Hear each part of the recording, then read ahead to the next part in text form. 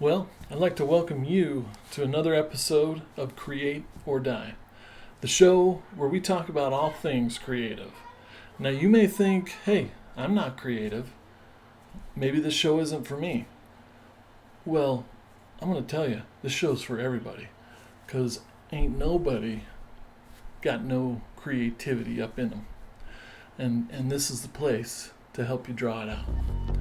So if that sounds like something you're interested in, just stay right here.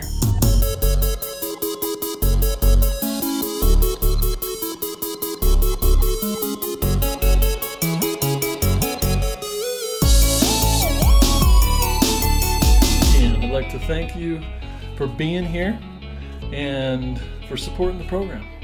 You may be thinking, what? I'm just listening. How does that support the program? Well, you asked, not me. If you want to do more, there are ways. Number one, tell your friends, okay? Tell them there's a show out there for you, and I'm going to recommend it. Number two, maybe just as, if not more important than number one, subscribe, get on the YouTubes, the Spotify, Apple Podcasts, whatever. Hit that subscribe.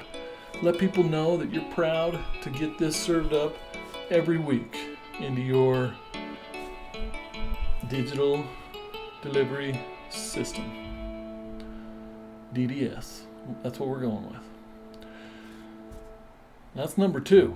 Number three, go head on over to the createordie.net store and pick yourself out something nice. Maybe leave us a message of something that isn't there that you wish were there. And maybe the holiday Create or Die fairies will whip something up for you, okay? But before we get too far into the program, cannot forget one of the most important segments of our show. That would be our faux sponsor of the day. Today's faux sponsor is a little item I like to call Fizzy Flav. Oh yeah. And guess what? That there, grape, that's the best flavor, okay? You know it is. You can pick these up in 6-packs from Five Below. That's where I found them. Actually, my wife's found them there. I appreciate it, Betsy. Thank you. But, get yourself a 6-pack. You're going to get some grapes. You're going to get a cola, an orange, and you're going to get 2 lemon limes. Now, let me tell you what you're going to do. You're going to take those lemon limes, and you're going to give them to the kids to distract them while you consume the other flavors, the good flavors. You might say, if I remember correctly, those Fizzy Flavs, Flava Flavs, had a little shake to them. Yeah, you're right. This one is empty. I couldn't wait. I had to consume it. It was that good. And we're struggling to get a focus. There it is. Fizzy Flav, today's faux sponsor. I'd like to thank them for their lack of cooperation, and maybe one day they will be a real sponsor. But seriously, folks, we got an awesome program for you. My boy Chris Compton is back with episode number 2, little part 2 of our conversation, where in this episode we're going to focus on podcasts, and he shares some of his tips and tricks on what you want to do if you're going to start a podcast, tools you might use, little pitfalls that he's ran into, things that you can avoid. So if that sounds like something you're ready to subscribe to, just like this channel, then stay right here, because we got something special for you. Let's do it.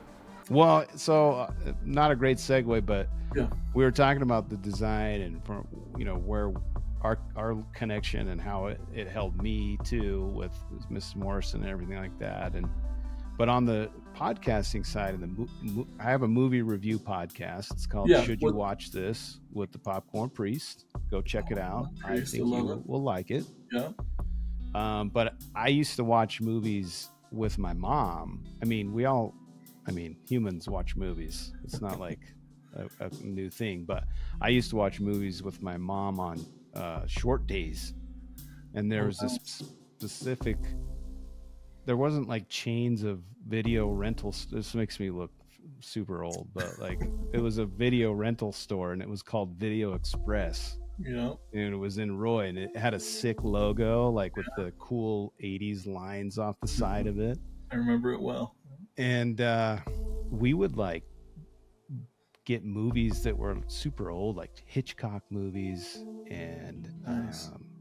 there would be like this crazy, and it's in my intro on my podcast, but like there'd be this wall of like Steve's picks, and you'd go in and it was like 1 month or whatever, and it was all Hitchcock stuff, or it was all something else, and from a specific director or whatever. And so I remember going through a lot of cinema early on, which I probably maybe not have watched, Psycho at an early age, or movies about murder a ton. Explains a lot. Yeah. Okay. It was an awesome time. And from there, I mean, fast forward, I got a job with like a web design company a while back, and it was adjacent to a movie theater. And I just thought, I just love movies. I'm gonna see if I can go get a part-time gig. I could just walk over after work and eat some popcorn and watch some movies. And it was a pretty easy job to get when you're a college graduate and all the competition is 16-year-olds. So they're like, oh, we'd like to have you as our team member. Anyway, I got to work the projection booths back when it was film. And then I was there during the transition to digital. So I got to see this cool like passing of an era. That's cool. I got to watch every single movie that came out because we had to screen them for the studios. And I just was around a bunch of nerdy dudes that loved movies, and it didn't matter our age, like, or what our background was. We just loved movies. And after I left that job, I missed like talking about them. I missed sitting around like nerding out about movies. And I was like, oh, make a podcast. And this was way back when podcasts weren't like everyone and their dog has one. Yeah. And I was really timid and scared, but I was like, I'm going to do it. So I called these guys up. I'm like, hey, I know we're like 15 years apart and I don't know what you guys love to do, but I know you like movies. You want to come to my house and we could watch a movie once a month?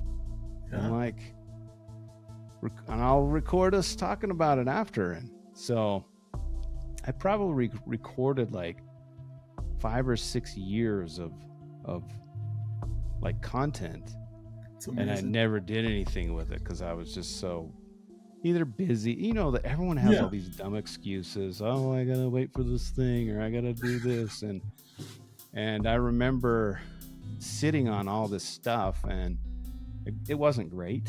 I mean, it's on my shows. The first, I don't know, 50 episodes are.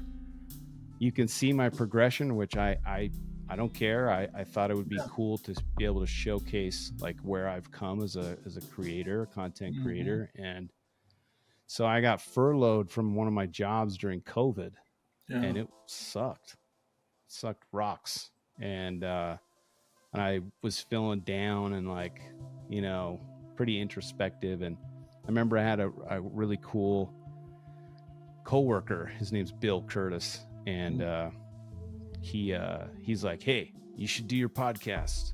And I was like, oh, it'll be really good. And he's like, no, I'm gonna be your like accountability partner, and I'm gonna help you out. And you know what? He really didn't do a lot. He didn't really like help me. He just checked in on me. And so every week I had to report back to him and was like, hey, I found a hosting provider, and I found a this and that, and I published like 2 or 3 episodes, and I made a commitment to myself and to Bill that I was going to put out a show every week. And I thought, based on the minimal research I did about podcasts, I was like, I guess that's what people do. I'm going to do it once a week. And I just haven't stopped. There's awesome days where I kind of want to, but I just keep going. And that's kind of where the show came about. No, I love it. And tell me a little bit more about like where did that name come from? The popcorn priest. That's a good question. So my brother, I was telling him about like, hey, I want to do this thing, and I had these. I don't even remember the names that I came up with, and I should have written them down because they were probably, it'd be probably interesting and cool to reflect back on it, but they were terrible.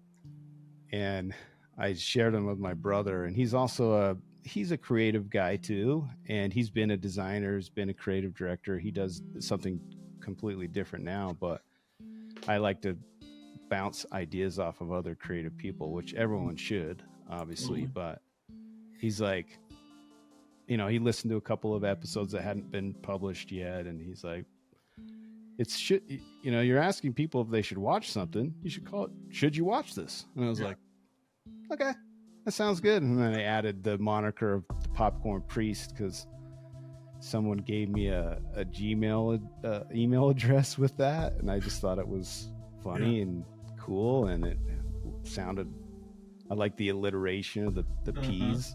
Mm-hmm. And so that's the name. Should You Watch This with the Popcorn Priest? Popcorn Priest. I love it. And and I'm sure over the time that you had the podcast, I mean, it seems like we grow into our brand, we grow into our names. I know the handful of episodes I've listened to, in a weird way, I feel like, it's a guilty pleasure. I'm confessing maybe to my Popcorn Priest of, why I like this show that maybe wasn't critically acclaimed, and it's sinful to like this show that's stupid, but maybe it's the nostalgia factor or whatever. So have you had anyone else kind of take that into different directions, or like listeners and stuff? Well, listeners or guests, or your friends, with regards to how it could relate more to Catholicism or the priest dynamic. You're just talking about like why I have priest in the name? Yeah, I mean, I know you mentioned that it was because of some random Gmail you got. Well, it also kind of felt like, I was like, well, I mean, I'm a religious guy, but it's not related to my show. I just thought when I was at the theater, I read so many critiques and critics of movies, and they were just also negative and like really grouchy, and I was like, dude, there's so many people, when you see the credits, that's regardless if this sucks donkey poo-poo, it's like they worked real hard to do something, and maybe it didn't work, but cut them some slack a little bit. So I always thought about, hey, I'm going to be your Sherpa. I'm going to be your priest of movies and guide you through. And I'm a regular guy with some fun guests. And we just give you some cool trivia along the way. And we also tell you, hey, this is, don't watch this or do watch this. It's really kind of simple. Yeah, no, I love that. I love that it's more on the positive side of things, and that, I consider it a gift, but my ability to go in and watch something and like set my expectations super low and just consume it for, entertainment value, not because, this is an Oscar contender or was real highbrow and made me reconsider all my life decisions. But how about you? Where do you fall in that spectrum? Are you able to kind of go in with the It's funny because, and I think we're going to get into it a little bit more in one of the questions you asked me previous to jumping on, but I created a segment or a category in my show called Popcorn Redemption. And it's at the end of my show because I felt like some of my guests were pretty negative and they would like bag on something. And that was like the last thing we would talk about. And I was like, let's go on a high note, even if we hate, because I'm not going to tell someone like every movie is awesome. I'll tell you if it's not great. and I'll tell you why I think that. But also, I want to end on a cool note. So we do talk about why we think something is cool, even though we might not even recommend it. So that's kind of where our take on it. Yeah. So. No, I like that. That's good. So you're able to put on different hats or look at things with different lenses. But then there's some shows you're just not going to even review, like Barney's Revenge or some kid show that you don't have any desire to watch or something. If I'm here still doing this for however many long years it is, we might review some weird stuff. I mean, I've already reviewed some of my guests. They're the guys from the theater. So I've had like script writers, I've had, family members, I've had old roommates, we have projectionists, we have guys that work at AMC and all these people. And, but those guys pick the most obscure stuff. So you'll see my film category or filmography of all the shows that we're reviewing, and there's some weirdos in there, so get ready. Yeah. Well, that's awesome.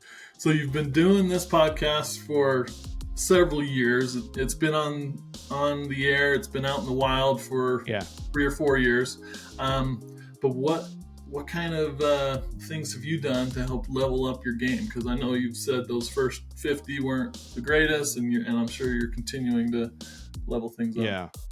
Well, I try my best. Like everyone, you use the internet to try to learn what to do.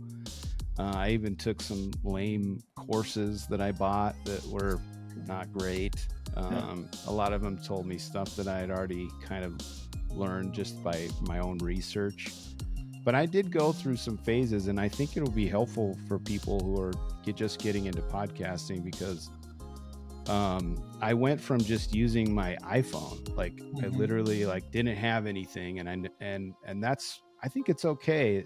Granted, your audio is going to not be very great, and if you're not looking to level up, in the future, I think you could potentially lose listeners if they're like, oh man, the audio's garbage and I can't handle this anymore, so they might bounce. But I sometimes you just got to do it. It's like Nike says. So I recorded it with my phone. I would kind of move it around to the guests as best I could, and you can hear that in the I use some software that would kind of amplify the audio a little bit, so it sounds okay, better than if I would just pull the raw file.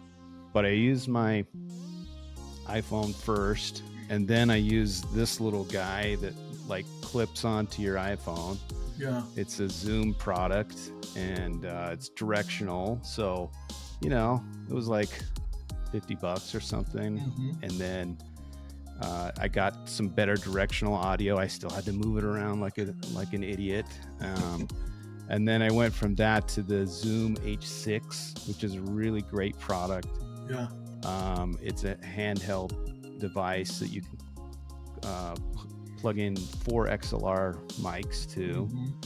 The only problem is you've got to have an amplifier for the headphones. So I learned very quickly that, like an idiot, you got to have headphones. We were just talking in the mics, and it helps the people obviously with feedback and everything else. Like if someone's clicking their mouth too much or burping or whatever they do, they'll hear it with the headphones. Without it, they don't. I didn't know that, so I got headphones for everybody. And then I went from that. And I bought some Audio Technica. They're called. There's some really cool Audio Technica products out there that have replaced these. You can still buy them. They're cheaper now, but they're the ATR 2100X USB mics.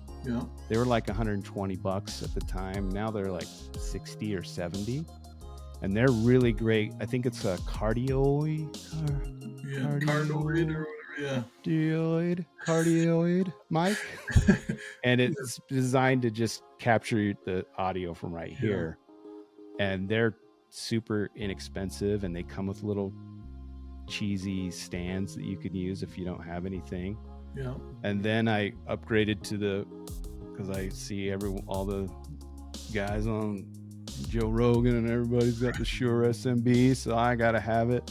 Yeah. I don't think you have to have it, but Sure. if you have some money, like lots of just random money laying around you want to spend on mics, then do you have 1 or 2, 3? Do you have enough for I all just your have guests? one, Okay. and then I use 2 other Audio Technicas, but I'm gonna eventually get 2 more, because the problem with the Audio Technicas that I found is they come out just like this. I should have grabbed them so I could hold them up, but they don't have a what's this called?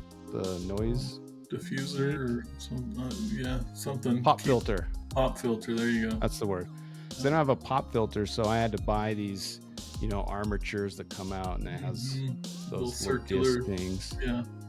And so when you're in a space with guests, it's like blocking like half their face, and I'm trying to you want to see their expression. Yeah. It helps with the flow of the show, and so I'm probably going to be upgrading to the other 2 mics because it allows you to have, it's freer because it's all built in. You have because otherwise you have to buy a mic holder that will prevent shock resistance. A shock resistant holder, and then a pop filter for all the P's and D's and stuff like that. So and then I upgraded to these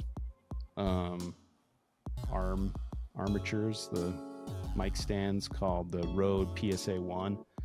They're really great.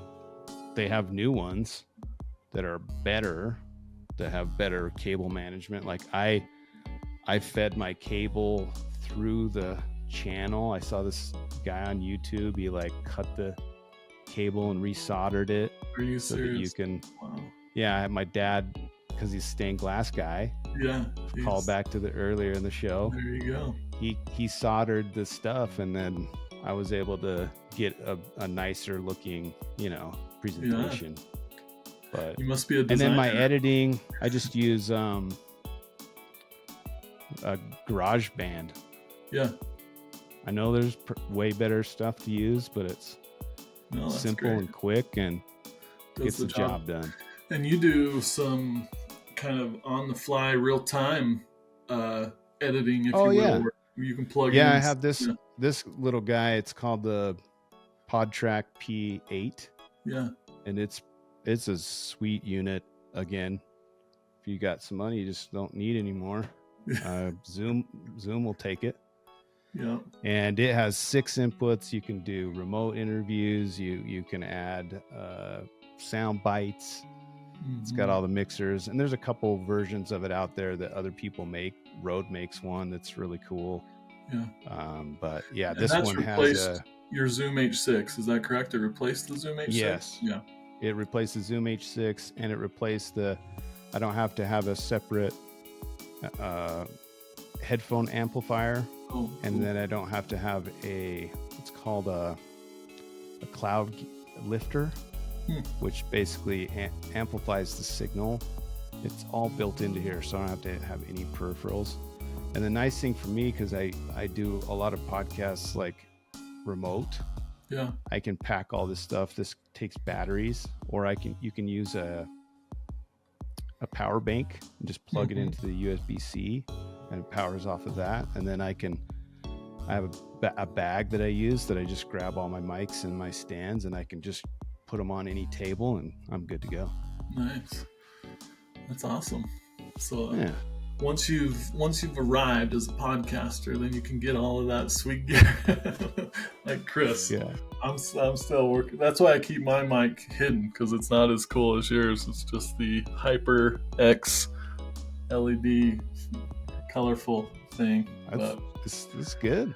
Does the job, but no, that's definitely the goal eventually, to upgrade to the Shure SMB, so I can be sure that what I'm dropping will get picked up. I mean, realistically, if you use those $80 Audio Technicas and you educate your guests to stay right on the mic, they're awesome.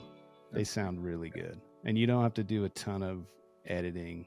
to make it sound great, as long as they're, you're not, you people aren't great at staying on the mic, but you do your best. So that's awesome that you've walked us through kind of some gear and why and the what furs, and here you go. Now, as a podcaster myself, and as someone who does things not perfectly, and you learn along the way, and I'm sure you've probably got some pitfalls that maybe you could help people avoid, if so do you have some challenges you want to share, a couple of those, and maybe someone can learn from what you've done, they can avoid that? I really tried to think about what I could share that has helped me. I think my show format, being okay with yourself to allow feedback. I call it being teachable, right? Like if you can't open your mind to other people's feedback, hey, you don't have to listen to all of them. Some of them you can just be like, oh, thanks. And then in your mind, you're like, that went into the trash. That's no big deal. But there's a lot of stuff if you're open to it, you're like, oh, you're right. That does sound weird, or that isn't great, or I didn't think about that. Because there's a lot of ideas in my show that I feel like are better because I've listened to outside feedback, like the categories. I added a new segment where I review reviews, and it's become a hilarious, fun, like extra part of the show. And it's also elongated my show so that I can split it into 2 parts, which is even more awesome for me because I had to do less, same amount of editing, but I can put out more shows that are still great and listen to 30 to 40 minutes, but I can chop them into 2, and then I don't have to do as many shows, So not to mention, I think you've heard, that's been helpful. In my conversations with you before, it sounds like you've heard from guests that they actually like that format. I know from my perspective as well, those are the only episodes I've listened to is since they've been broken up, but I do like that hey, you cue things up. It's kind of there's no spoilers. It gives people a chance to, if they want to go watch it, they haven't watched it, do that, come back and be ready to. Yeah, that was kind of more, what's the word? Spontaneous? No, like serendipitous. Where like I was trying to like save myself some time, and then I thought, oh, well, this actually works better for the listener because now we can have this non-spoilery part 1 where we're just talking about the movie generally, and maybe if you should or shouldn't watch it. And then the next episode is like trivia and fun things that we liked about the show, and then our final rating and why we didn't like it or why we did like it, which I think is cool.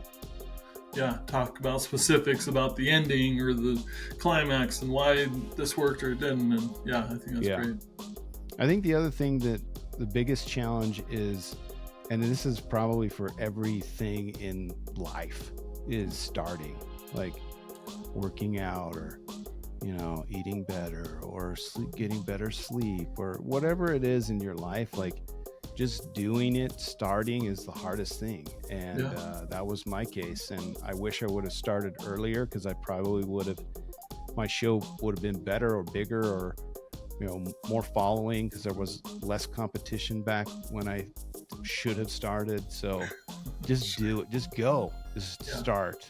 And then like motivation too is keeping going. So starting and then keeping going is a big thing. And however you motivate yourself is personal at sometimes, but like, I always try to like compete with myself and try to look at stats and really feel like, okay, I don't care that I don't have 1 million downloads like this guy, but I have grown from here to here, and that's pretty cool. And I'm measuring those stats so that I can see progression. And I think that's where you grow as a creator of anything.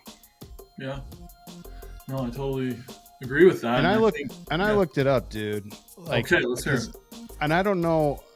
Again, the internet is a weird beast, and everything on there is true. But from a couple places, and again, this might not be great, but it made me feel better as a new podcaster. But if your show has 145 downloads in the first week, you're in the top 50% of podcasts. Wow. And I was like, oh, okay.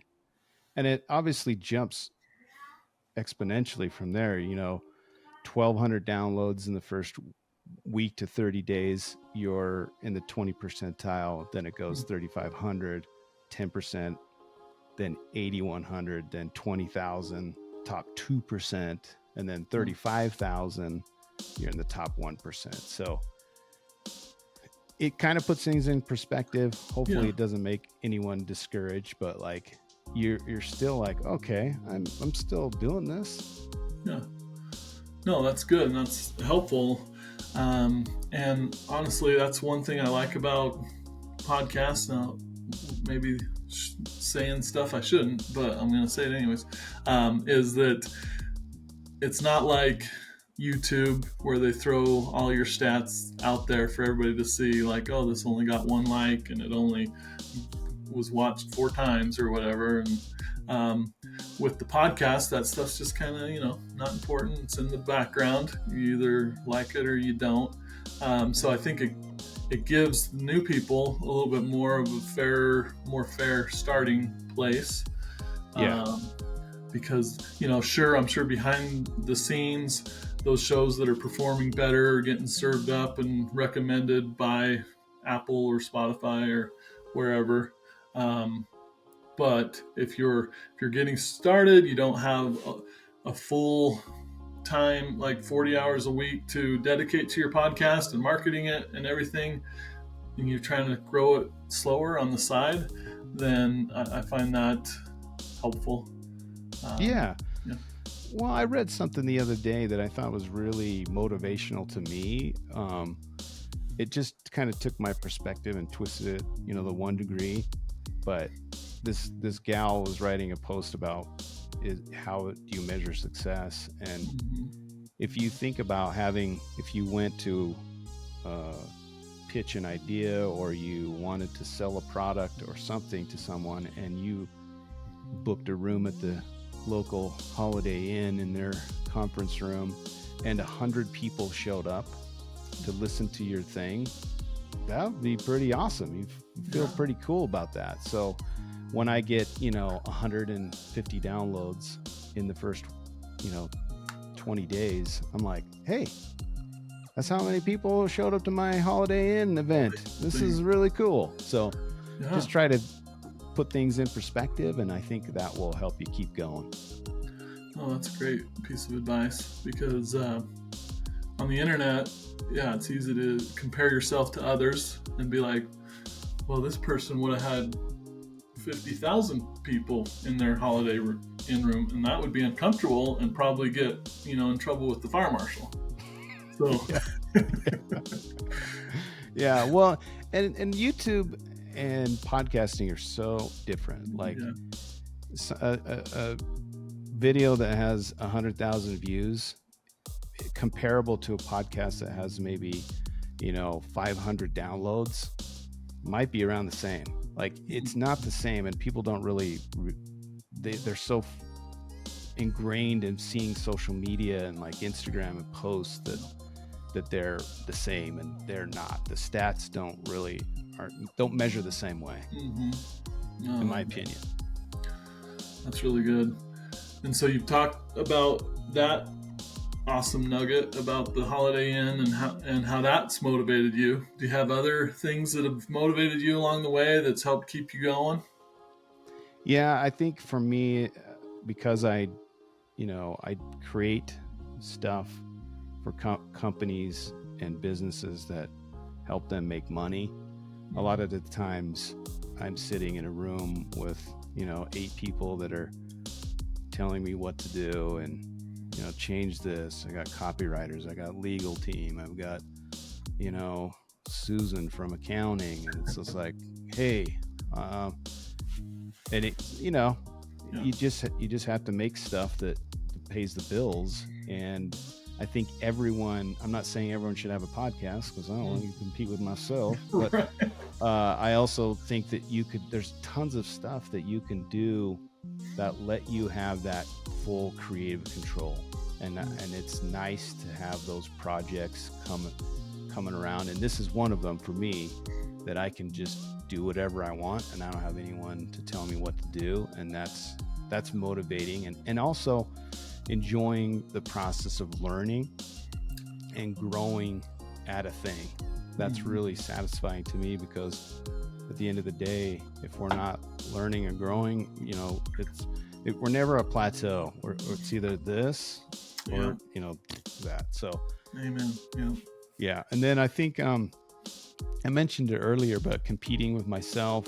I love beating my own records. I'm cognizant of what other people are doing. If you're not, it's silly not to be aware of what's going on out there in the space. But at the same time, I'm very hyper aware of what I'm doing with all my stats. And that's rewarding too. It can be a pitfall if you let it, if you have a down, like there's times where things are spiking and I'm like, yeah, I got a lot of downloads. And then a few weeks pass where there's like 10 or 15, and I was like, oh, I'm sad. Yeah. So being able to like manage those expectations is good. And then I like money. So I want all the money. If you have money and you want to give me some money, you can send it to me via my PayPal or my Patreon account. Like, I like money. So give us that Patreon account or PayPal account. We'll put it on here. It's patreon.com/popcorn priest. Awesome. So anyway, like I'm not making enough money to quit my job.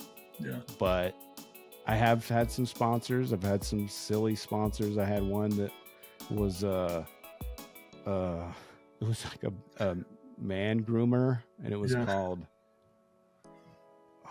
it was very inappropriate. It was like shavemyballs.com or something, and I was like, yeah, you're a sponsor, let's go. And then they didn't pay me. Right. I got like people to buy product on the show, and it's like, hey, where's my commission checks? And so I've had some weird like stuff like that. But yeah, I mean, the goal is to make money. I want to make money. So hopefully there's a point in the show where I can have more sponsors or be part of a podcast group or network that I can tap into some advertising and stuff. But not there yet. You have a really cool Create or Die shop that inspired me. Like, I really want to do that. I think that would be cool. As it's nice because we're designers and creators that can create cool content and make that stuff even cooler. So I was really inspired by you.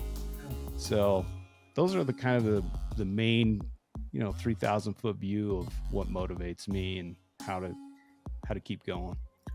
No, those are some good tips, and I hope that the money starts flowing your way in a big way so that you can do this full time, because I think you really have something there with this kind of different approach to, like we talked about earlier, has traditionally been kind of a negative kind of listen to me talk about movies and so I can feel smarter about myself type of a show, where yours are real dudes and dudettes potentially getting together talking about stuff.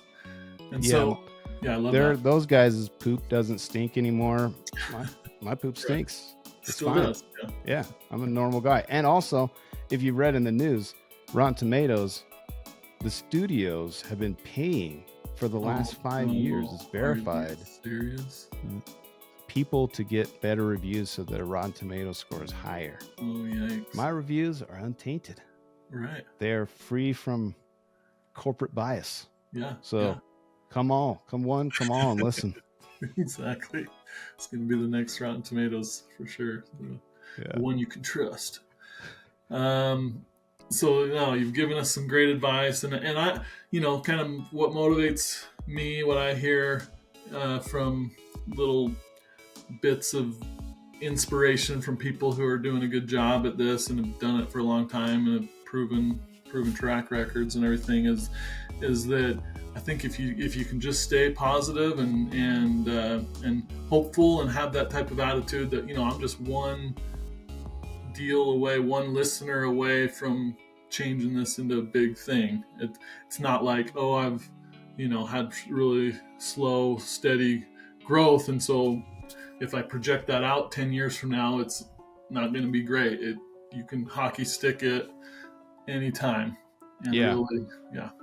Well, and there's really fun things along the way that you should celebrate too. Like I remember one time we were reviewing all the Alien and Predator movies in chronological order, like in the timeline order, which is, I don't recommend that. I do recommend listening to all of my shows because they're very informative and fun. Totally. But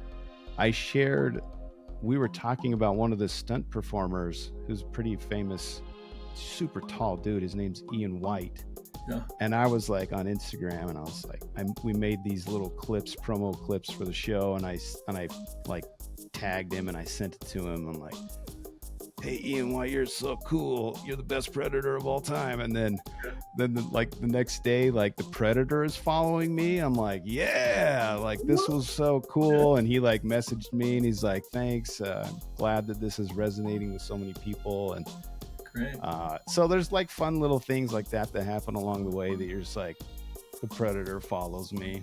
No big deal. Yeah. No, that's awesome. That's one of those things that, someone can't take away from you. You get to take that with you.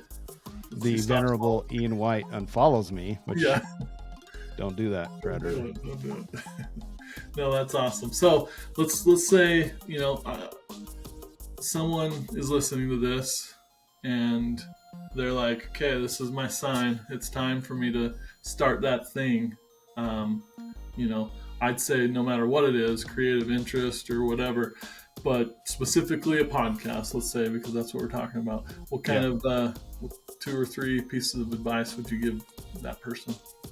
Well, we already talked about it. Just trying to like do your best to level up. Pick 3 segments of what you're working on, whether it's gear, content, whatever it is. Just try your best to be working on something that's always getting incrementally better.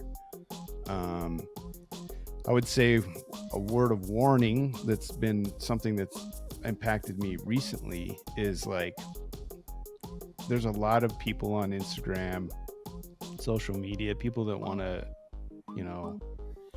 have you market with them, and then they market your show, and it's like really low amounts of money.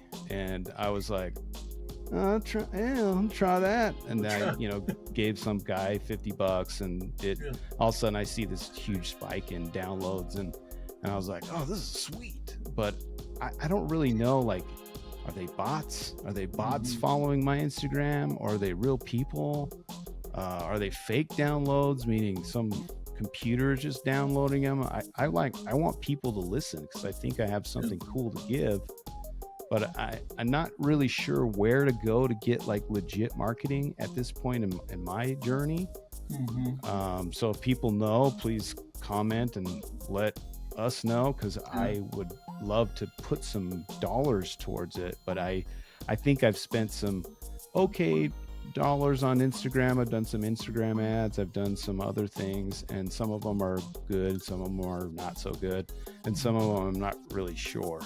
So I would just be cautious of, like, if you're going to try to get marketing from someone, I mean, just be wary of it. And then I think the other thing is finding your voice, and I put your in quotation marks because quotation marks. I said quotation marks. I do that a lot on the show. Quotation marks. So because it's you, like, I even gave this feedback to you, Ike, when I was listening to your show, because I felt like there was a lot of times where you would like kind of like shelter yourself from coming out, because I know you, and when I see like the real Ike come out, I'm like, yeah, there's the Ike. There we go. Yeah. So I would say just try to be you. Like, there's going to be people that don't like you, and who cares? But you want people to like you for what you're doing and what content you're creating, whether that's a persona or whatever it is. Just be that and go for it. Like, do it, and when I say do it, it's like that Shia LaBeouf meme where he's like, do it, just do it. Like, that's what I want people to do, is just go and just try it. Yeah. And what's the worst that's going to happen? You're going to fail and learn something new. That's really cool. That's a good thing. And then I think, you don't know what you don't know. There's an analogy that I love to say is when you go to like Chili's, or maybe the Cheesecake Factory is a better analogy, because there's like a million items on the huge menu. Yeah. Too big of a menu. But if you go in and order the exact same thing on the Chili's menu every single time, there might be something out there that's like way more delicious than those chili cheese fries that you always get. Yeah. Try something new, try it out, try something, because you don't know what might be cool. Like my reviews, the reviews category, it was born because I was like, hey, we should try this. It might suck. Just try something new. It might be awesome. And most times it is, because it's something that you are thinking about, and it's coming from your inside, and that's what people want to hear. I think that's pretty much it. Like I said it before, being teachable. If someone else knows more than you do, ask them about it. Like, if there's someone who's listening to this and they go listen to my show and they're like, oh my gosh, Chris, you need to do this. Yeah. Tell me, because I want to be better. Like, try to find people who have what you want. And that's why I reached out to Ike, because Ike has some cool things that he's doing that I wanted to do. And I think that's just a cool life lesson. If someone has something that you want, go talk to them. Yeah. And that's why I've got Chris on the show. Selfishly, I want all of these learnings that he's amassed over the past few years, and so I can leapfrog to the next level. But so let's say someone, is like, I got to get in touch with this guy, because either I have a good idea for him, or I want to learn more from him and be part of his community. What are some ways that, we've talked a little bit about that, but what are the best ways for people to find you and get in touch with you? I mean, at Popcorn Priest, Instagram, I'm on the X, as they call it. My podcast is Should You Watch This with the Popcorn Priest. You can search Popcorn Priest or Should You Watch This, and it's on it. There's not many popcorn priests out there, I don't think. Yeah, so no. Pretty safe bet. Yeah, so there's a couple of like podcasts about popcorn, like the food item. Yeah. But I'm not those. I'm the movie review guy. So yeah, I go check me out on whatever you listen to, Spotify or Apple Podcasts are the big ones, but I'm on a bunch of the other ones too. And then if you just want to ask me any questions, feel free to reach out. My email address is thepopcornpriest@gmail.com. Like, I'm not afraid to give it out. Just if you want to ask me a question, I'm down. So that's the way to do it. Cool. Awesome. Chris, it's been a pleasure. I know we've talked for a long time, and maybe this will be the episode where I'm like, we got to split this stuff up. Dude, do a two-parter, man. Here, yeah, I love it. We might do that for this episode. So, again, appreciate your friendship, your coming on the show, imparting of your knowledge nugs to the loyal listeners and watchers out there, and catch you on the flip side. Hey, thanks. I appreciate you. Again, your friendship as well, but I love what you're doing. I love your style. I love what the way you approach your show and how the information that you're giving for people to digest in lots of different ways. And I love the logo. That's super cool. Like, it's really great. So I appreciate the time and for having me on the show. Appreciate it. Yes, Chris, you did it again, my friend. Mr. Popcorn Priest in action, giving it to us straight, all the ins, the outs, the what have yous about podcast production. So if you have any questions, you know how to reach out to Chris. You can find him on his podcast, the one that's been going strong for multiple years now, and he's into episode 200 range. That's right. Go check it out. Should you watch this with the Popcorn Priest? You can find it anywhere that you like to consume your podcasts, except for YouTube, because he doesn't have full episodes there yet. But Spotify, Apple, the huge. So go check that action out. It's good stuff.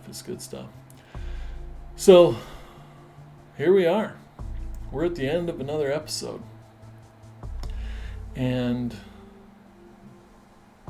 I would like to end it, but there's something welling up inside of me that I got to get out. Okay? And that is gratitude. I am grateful to you all for tuning on in to this program, for you personally, you individually.